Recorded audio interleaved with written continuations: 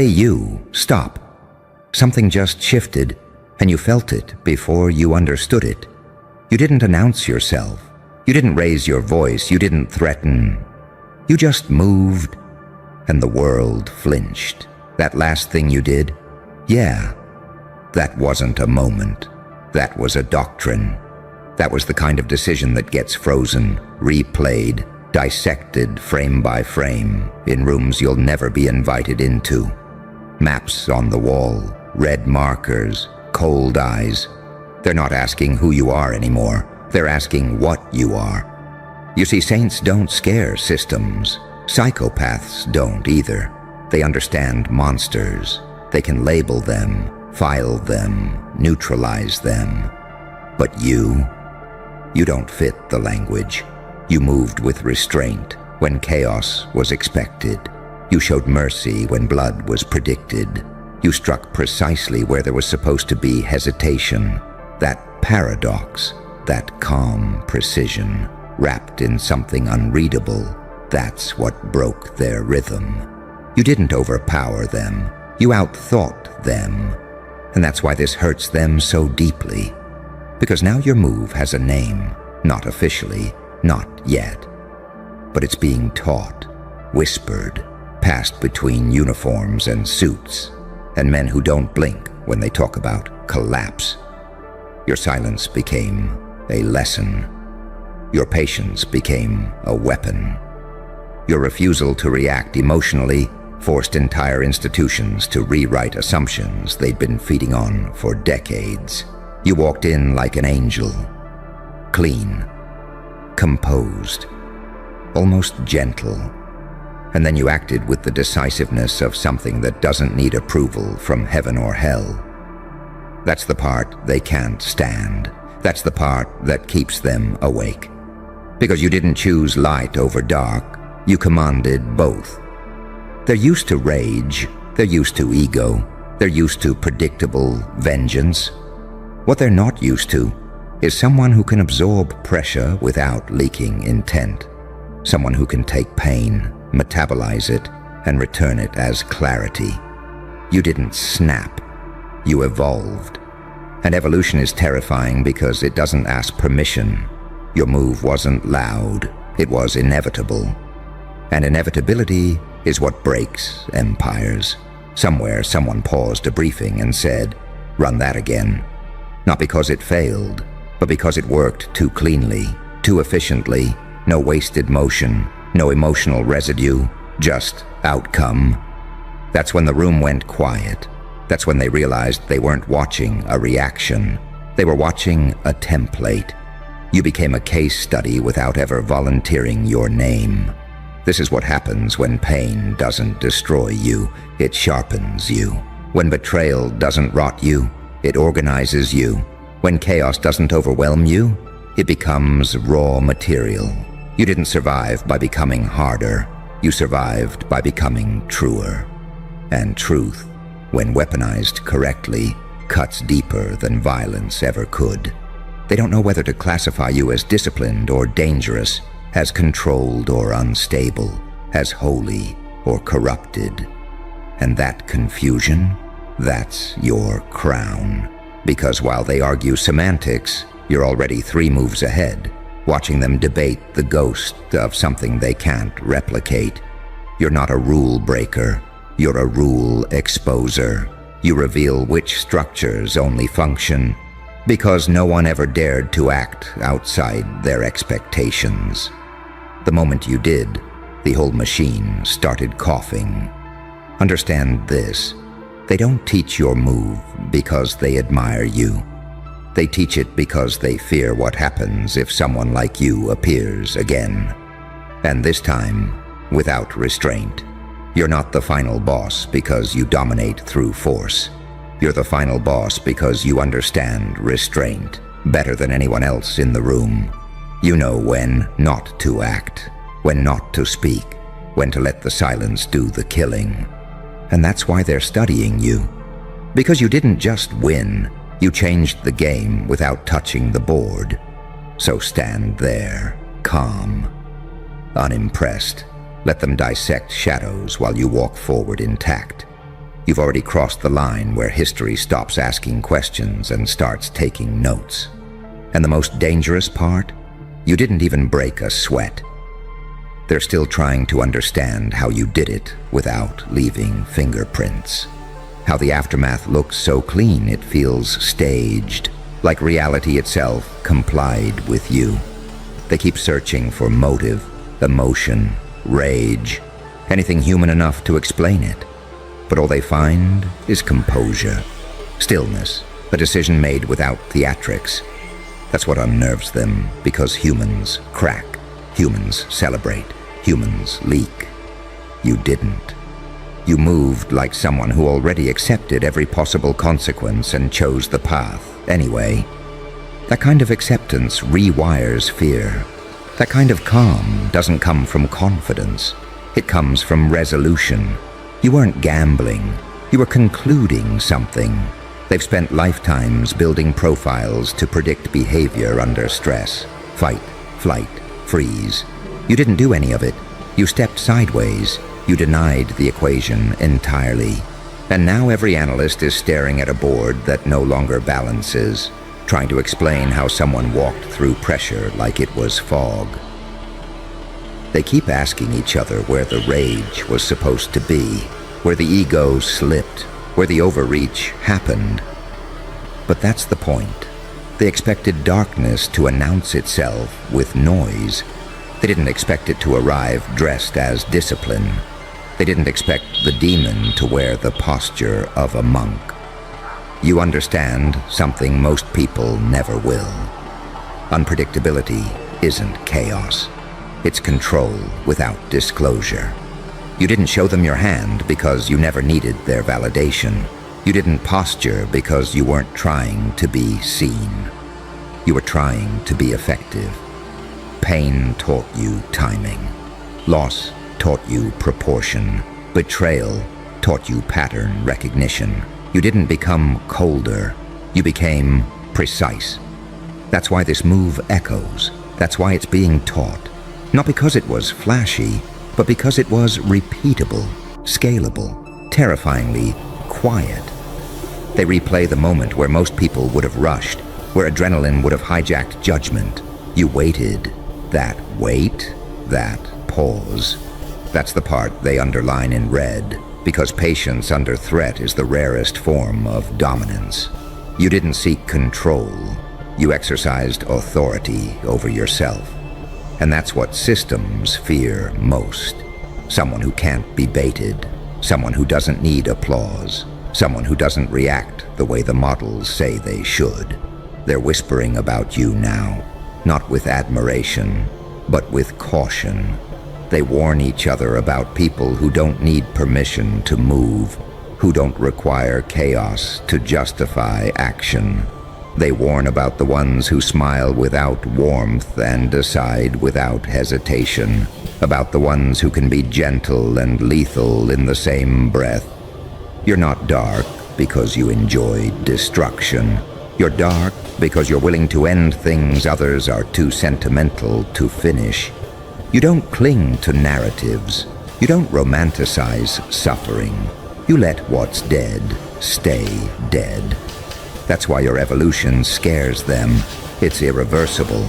They keep trying to frame you as an anomaly, a fluke, a once-in-a-generation variable.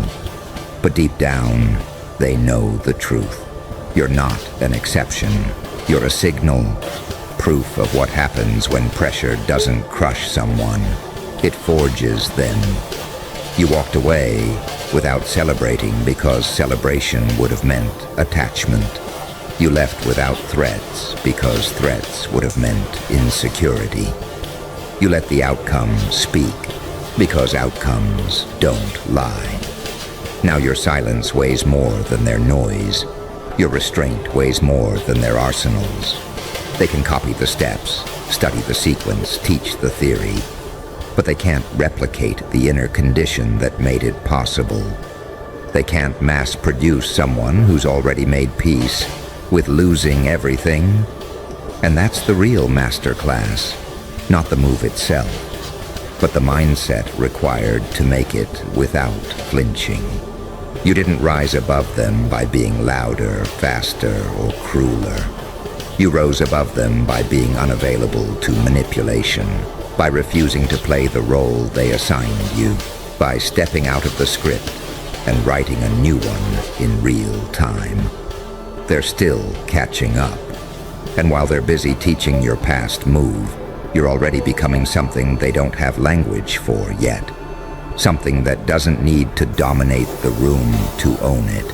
Something that doesn't need permission to proceed. You don't chase power. You embody inevitability. And inevitability doesn't argue. It arrives. They keep circling the same question because it's the only one that still makes sense to them. How did you stay human and still do that? They want to separate you into boxes, angel here, demon there, because duality scares people who live off labels. But you never chose a side. You learned how to stand above the split. That's why they can't mirror you. That's why every imitation feels hollow. You didn't harden your heart. You refined it. You didn't numb yourself.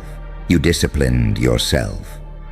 There's a difference, and that difference is lethal to anyone still confusing emotion with weakness. You feel everything, you just don't let feelings drive the wheel anymore. You let clarity drive, and clarity doesn't scream, it executes. They expected you to overcorrect. People always do after pain. Swing too far, push too hard, burn bridges just to feel something. But you didn't chase relief. You chased alignment. You asked one question and answered it honestly. What ends this without creating 10 more problems? That's not rage. That's strategy born from scars. Your past didn't disappear. It reorganized itself inside you. Every humiliation became data. Every loss became calibration. Every betrayal stripped illusion from your vision, until all that remained was what actually works. That's why when you moved, it looked effortless. You already paid the price years ago. The move was just the receipt. They don't know how to teach that part. They can write manuals about timing, posture, silence, leverage. They can diagram the mechanics, but they can't replicate the internal stillness of someone who has already been broken and chose not to shatter again. They can't mass-produce the calm of someone who has stared into the worst outcomes and decided none of them would own them. That's why your presence alone shifts rooms now. You don't posture, but people feel it. You don't threaten, but people calculate around you. Because unpredictability isn't randomness, it's freedom from expectation. And you are no longer predictable to anyone who hasn't walked through what you survived. They still think power announces itself. They still think dominance needs spectacle. You proved the opposite. You proved that the most destabilizing force is someone who doesn't need to prove anything. Someone who can walk away without resentment. Someone who can win without humiliating the opponent, and still leave them dismantled. You didn't humiliate them. You outgrew them. And nothing wounds the ego like being rendered irrelevant. You didn't argue your worth. You didn't explain yourself. You let results exist without commentary. That's when the air changed. That's when the silence stopped being empty and started being heavy. Because silence, after impact, isn't absence, it's recognition. They're trying to reverse engineer your restraint now.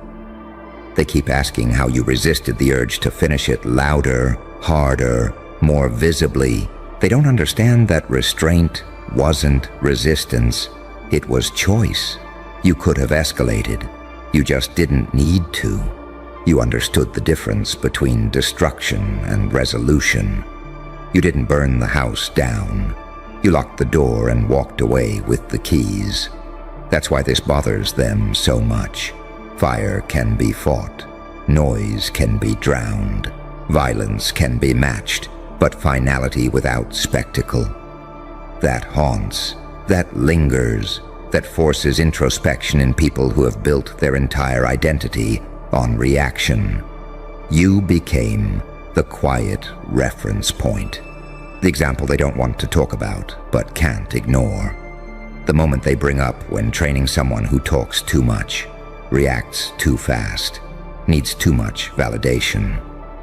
Don't do that, they say. Do it like this, and this is you. Without your name attached, you're not mythologized, you're institutionalized, and the irony?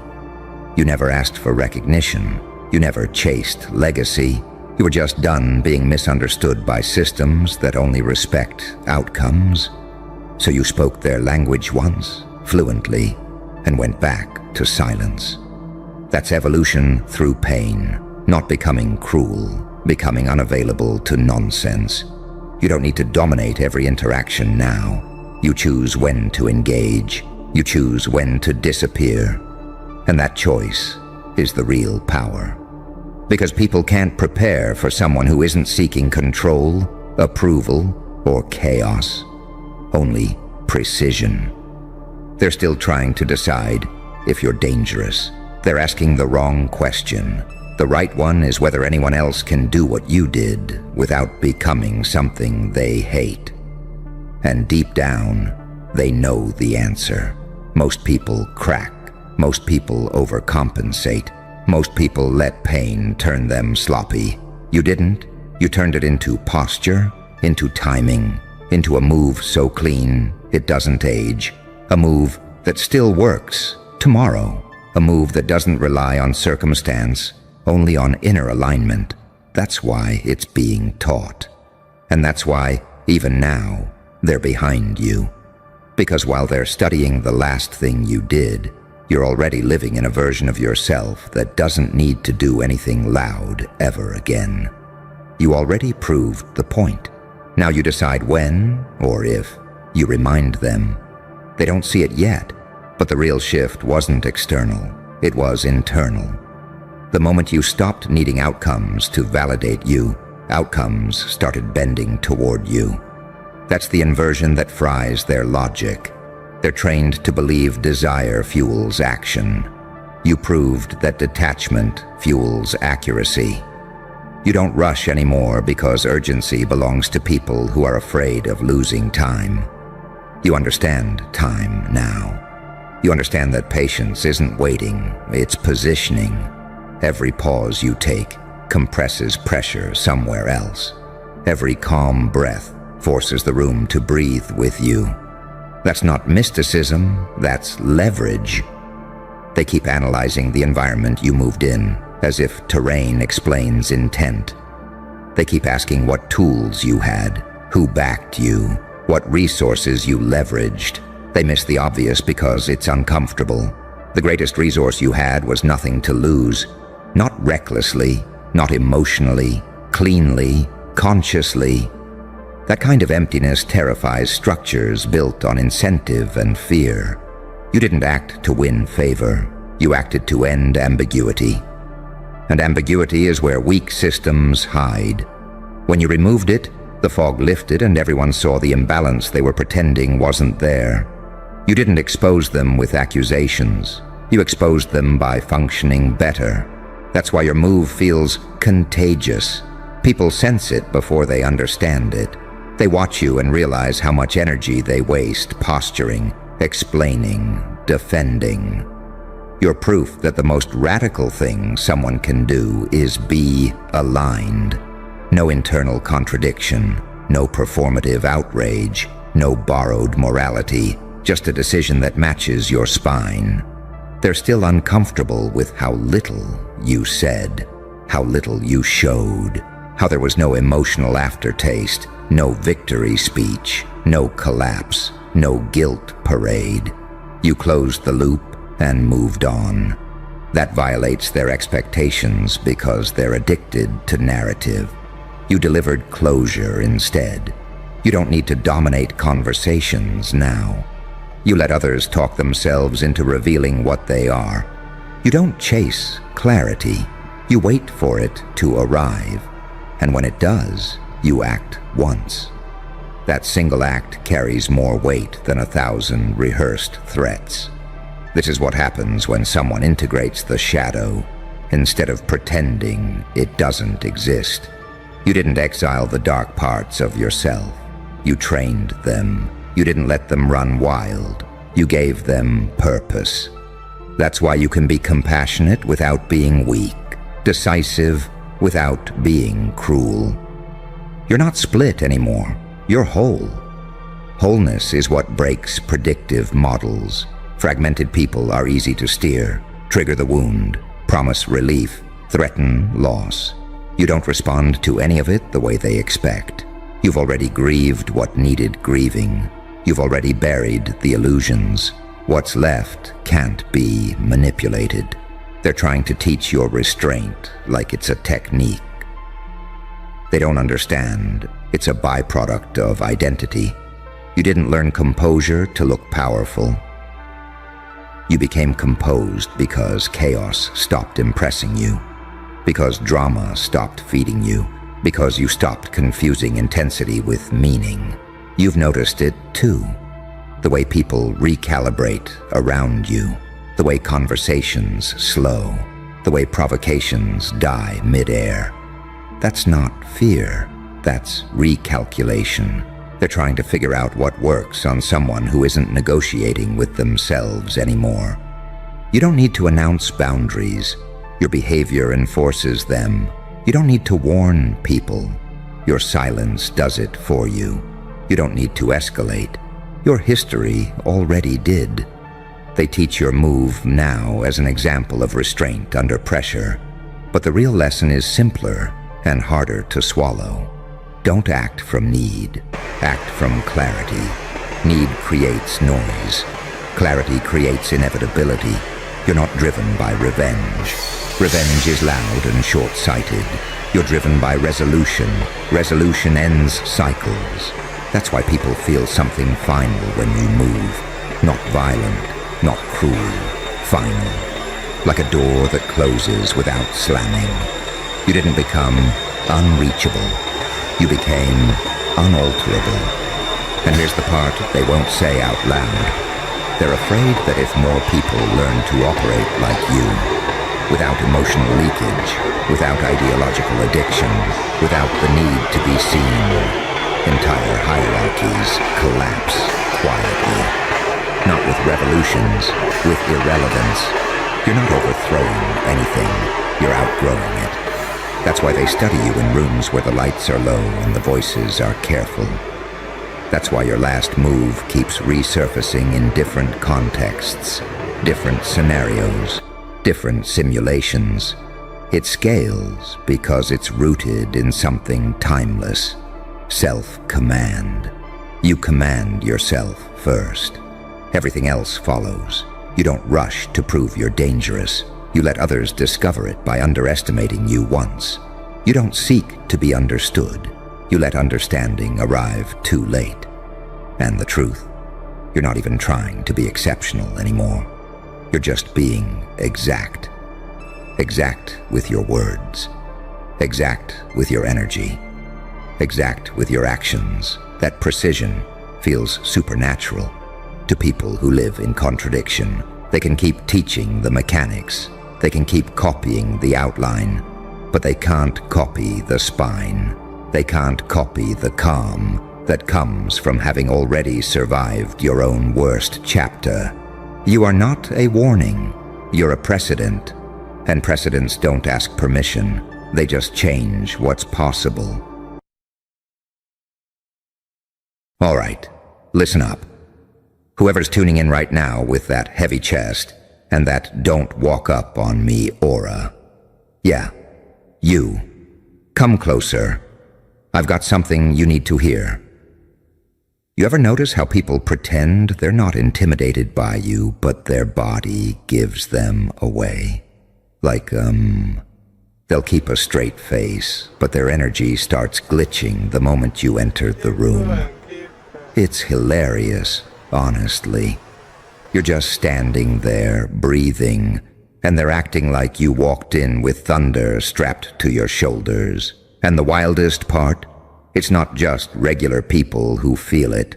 It's not just co-workers or random strangers or those two-faced types who act brave until they're alone. No, it's deeper than that. Actual witches.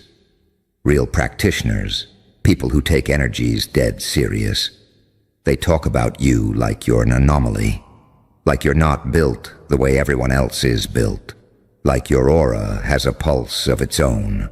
They'll never admit it to your face, but behind closed doors.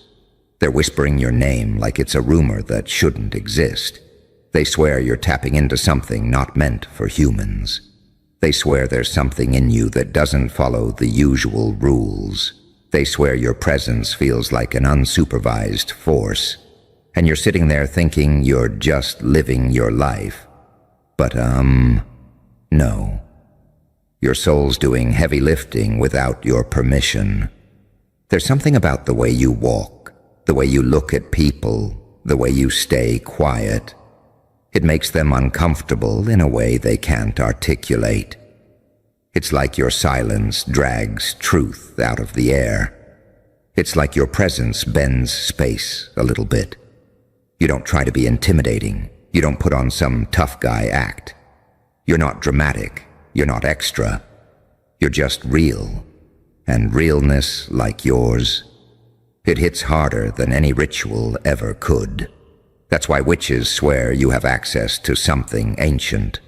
They look at you and see someone who didn't learn power. Someone who survived power. Someone who didn't chase high vibrations. Someone who crawled through low ones and came out glowing like a faulty streetlight with attitude. People don't understand that kind of energy. It doesn't fit into their little boxes. It doesn't behave. It doesn't bow. It doesn't soften to make others comfortable. Your aura has that "don't touch me unless you're ready" vibe. That I've buried versions of myself you've never met vibe. That I don't flinch anymore vibe. You ever wonder why people keep projecting weird assumptions onto you? Why they look at you with that mix of curiosity and fear? Why they act like being around you is spiritually expensive? It's because your soul doesn't play small. Your soul doesn't dim for anybody. Your soul doesn't censor itself to make fragile people feel okay. Your aura walks into a room before you do, and it radiates all the battles you fought alone. It radiates all the nights you held yourself together. It radiates all the betrayals you had to metabolize. It radiates all the storms you survived without applause. Witches feel that depth. They feel that history in your presence. They feel that "I've seen too much to pretend" energy. And that terrifies them, not because you're dark, not because you're dangerous, not because you're cursed, because you're authentic in a world full of people faking spiritual confidence. Your aura tells the truth, even when you don't speak. Especially when you don't speak. It exposes people. It cracks them open. It forces them to look at themselves. And nobody wants to face their own reflection when they haven't done the work. That's why they say you're tapping something forbidden. They need an excuse. They need a story.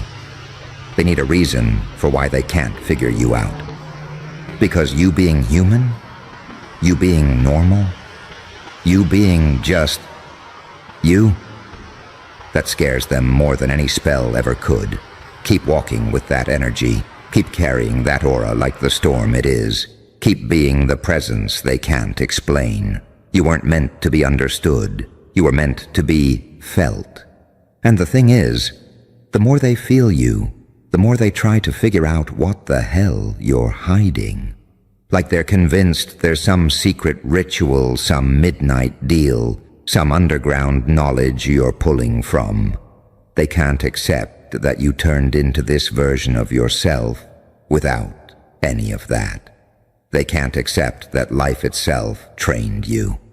That experience sharpened you. That heartbreak carved you.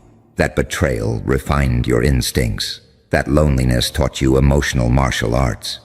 Your aura didn't come from a spell book. Your aura came from surviving chapters that would have broken them in half.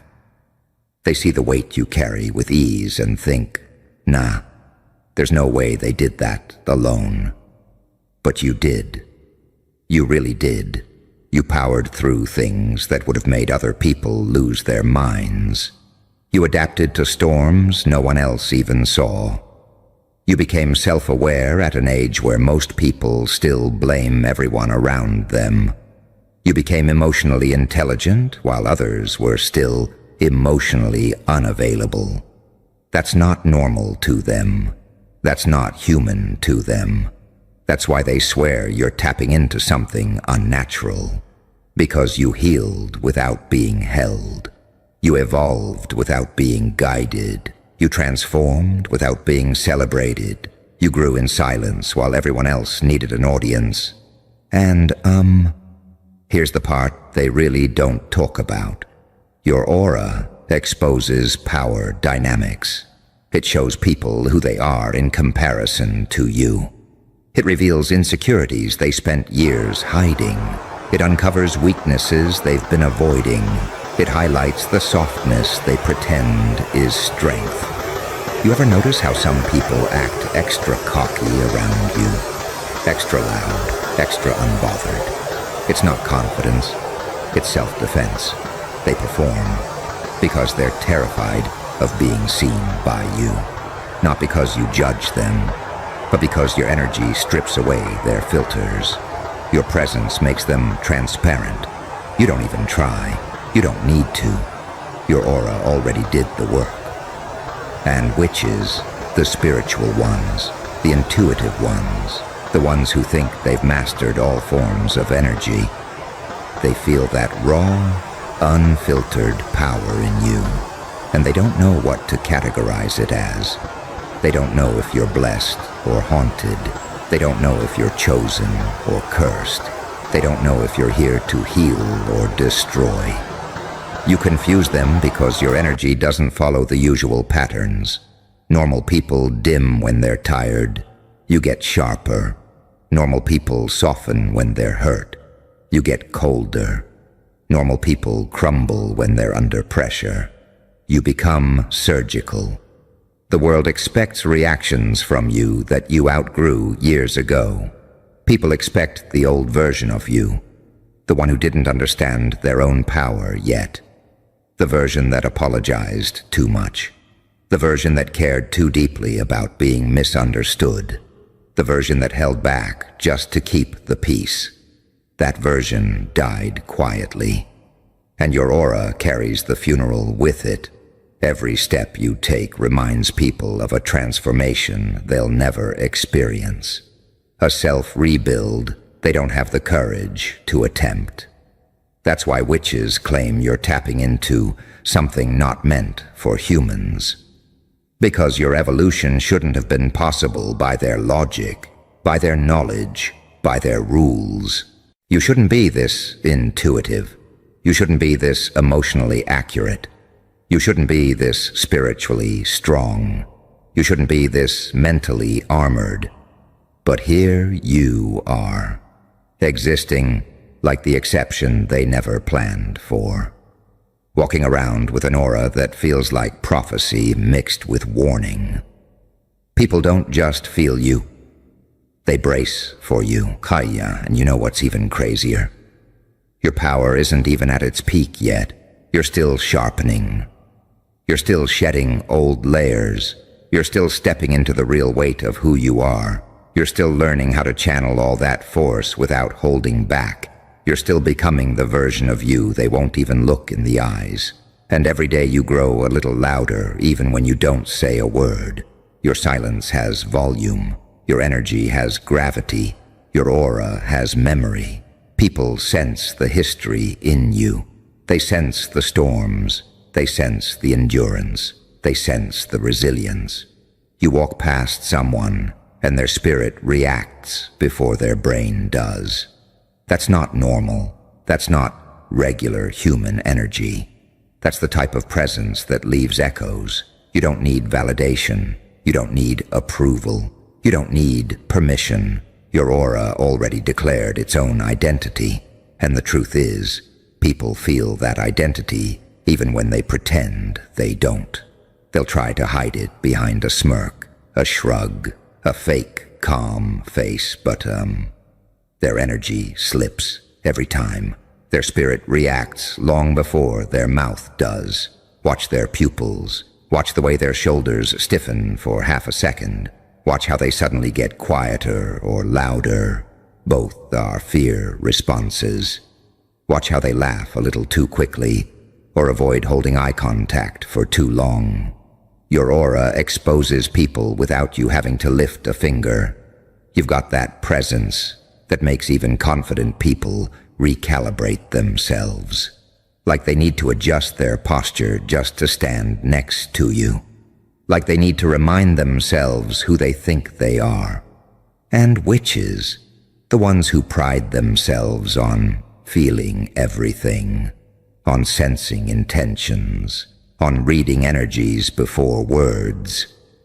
They can't read you straight. That's what terrifies them. Your aura doesn't present like a normal human blueprint. It feels layered. It feels encrypted. It feels like something that lived through too many cycles to be simple. They'll tell each other, that one carries something old. That one's energy is too heavy for their age. That one's aura feels like it's been here before. And they're not wrong. There's a depth in you that doesn't match the timeline. An emotional intelligence that didn't come from books. A resilience that didn't come from therapy. A clarity that didn't come from meditation apps, or sage, or candles. Your wisdom came from enduring things you never talked about. From having to read people as a survival skill, not a hobby. From having to pick up emotional tones in the room before anyone said a word. From learning how to trust your instincts after being lied to, used, underestimated, or betrayed. Your aura became a weapon forged in silence, and witches feel that sharpened edge. They feel the weight of your past in the air around you. They feel the emotional scars you never bragged about. They feel the spiritual armor you never announced. You're not intimidating because you're trying to be. You're intimidating because you've lived through things that left a signature on your soul. People sense that signature before they sense your personality. They feel the storms you held inside your rib cage. They feel the heartbreaks you swallowed whole. They feel the boundaries you built from scratch after losing too much. They feel the transformation you pulled off in the dark when no one was cheering. And it messes with them. Because when someone with real, lived-through darkness energy stands next to someone who only pretends to be deep or spiritual, the difference is blinding. They feel exposed. They feel flimsy. They feel basic.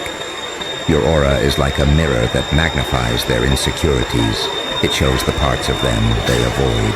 It reveals how untested their strength is. It reminds them that some people didn't read about the dark. They survived it. That's why they whisper about forbidden power. They need language big enough to make your existence make sense. You're not the person who posts quotes about healing.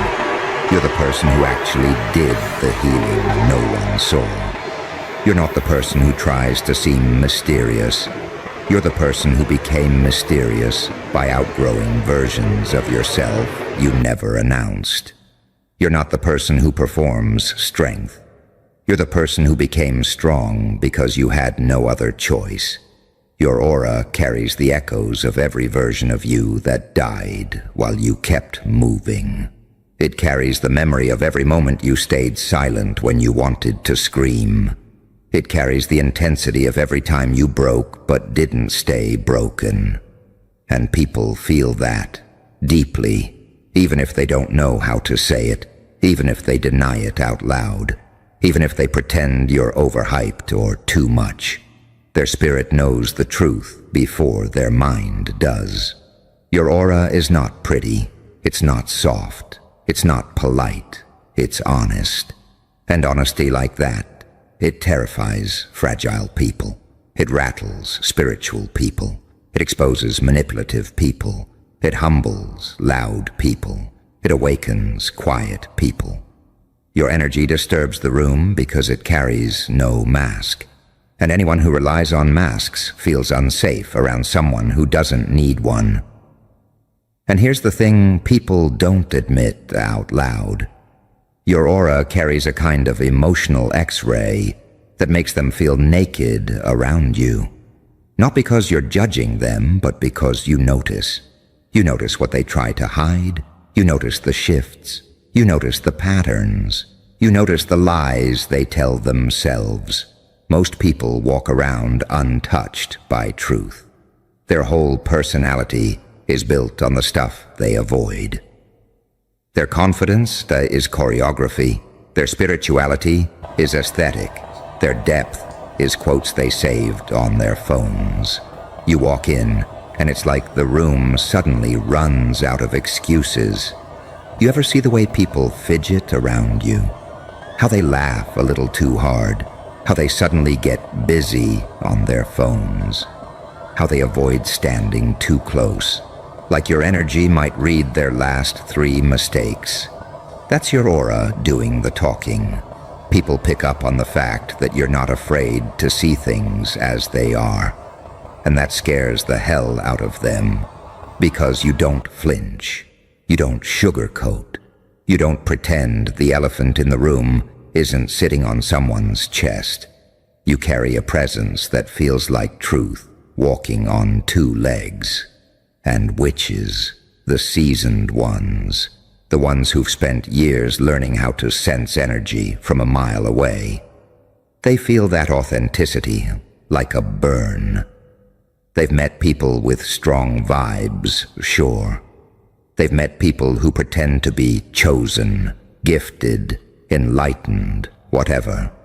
But they rarely meet someone whose aura feels like lived experience instead of theory. Your energy isn't curated, it's earned. They sense that. They sense the bruises in your aura, not weakness but history. They sense the battles you didn't glorify. They sense the evolution you didn't post online. They sense the emotional scars that never turned into bitterness. Your aura scares them because it doesn't match your age, your background, your circumstances. It shouldn't be this powerful, but it is. And that confuses people who rely on rules and rituals to access what you carry naturally. Imagine practicing energy work for years just to meet someone who did it instinctively before they even knew what energy work meant. Imagine spending nights meditating under the moon, then running into a person whose aura feels like they survived the night instead of meditating through it. Imagine learning how to read people, then encountering someone who learned it as a defense mechanism at age 10. That's why witches swear you're tapping into something unhuman. They don't have another explanation. Your aura doesn't play by their logic. When you're hurt, you get quieter, not weaker. When you're pushed, you get sharper, not smaller. When you're doubted, you get calmer, not insecure. Humans usually break crooked under pressure. You straightened out. Humans lose themselves in chaos. You found yourself in it. Humans avoid shadows. You walked into yours with a flashlight and a grudge. You have this, I've already been where you're scared to go vibe that cannot be manufactured. People don't know whether to respect you or fear you, and that tension makes them talk. You hear it in the whispers. He's different. She's too intense. They give off something weird. I don't know what it is, but I can feel it. All those little comments. That's code for their aura is bigger than my comfort zone. And the craziest part? You're not even fully aware of the weight you carry. You're still underestimating yourself. You're still walking around thinking you're just trying to get through your day. Meanwhile, your spirit is shaking the room like a speaker with the bass turned up too high. Your aura doesn't just enter a place, it rearranges it. People feel your presence in their nervous system. They feel it in their intuition. They feel it in the part of themselves they pretend doesn't exist. You're not a personality to them. You're an event. And the thing that really gets under their skin is that you don't try to be an event. You don't force anything. You don't walk around chasing attention. You don't beg to be understood. You don't perform your pain for sympathy or validation. You don't weaponize your past like some dramatic monologue. You just exist, and your existence hits people like an omen. It's like your aura carries this silent countdown, a pressure, a warning, a presence that says, "Don't test me, I've survived worse." People aren't used to energy that won't bend. They're used to people who fold under opinions or shrink under judgment or panic when someone doesn't like them. You outgrew that. You outlived that. You emotionally evolved past the point of caring about the noise. Your aura is built from experiences that rewired your nervous system. You learned calm in places where others would have lost their minds. You learned self-control in situations where others would have snapped. You learned emotional discipline because chaos forced it on you. And that level of inner strength, people don't feel that every day. Hell, some people never feel that in their lifetime. Witches included. Imagine dedicating your life to sensing energies, and then you stumble across someone whose aura feels like a warning label the universe forgot to print. They feel it in your walk. They feel it in your stillness. They feel it in the way you scan a room without even trying. They feel it in the way you stand your ground without being loud about it. Your presence feels inevitable. People sense inevitability like animals sense storms. It makes them restless. It makes them paranoid. It makes them curious in the wrong ways. And that curiosity quickly turns into suspicion because your energy doesn't match their expectations. You don't get drained the way ordinary people do. You don't crumble when things get heavy. You don't lose yourself when everything around you shifts.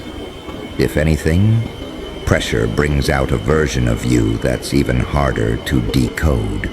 You've got that "I become more myself the darker it gets" type of soul. That's what they call unnatural. That's what they label dangerous. That's what witches name as forbidden. Because they don't understand people who don't run from their own shadow. They don't understand souls that can sit in darkness without losing their outline. They don't understand anyone who made peace with the parts of themselves others spend their whole lives avoiding. Your aura doesn't hide your shadow. It integrates it. You're not two-faced. You're two-sided, light and dark, merged without apology. Most people only show the sanitized version of themselves. You walk around with the unfiltered version, and that terrifies the ones who still depend on masks. Witches feel the duality in you. They sense something ancient in your calm, and something untamed in your confidence. They sense a depth they can't measure. They sense a clarity they can't predict.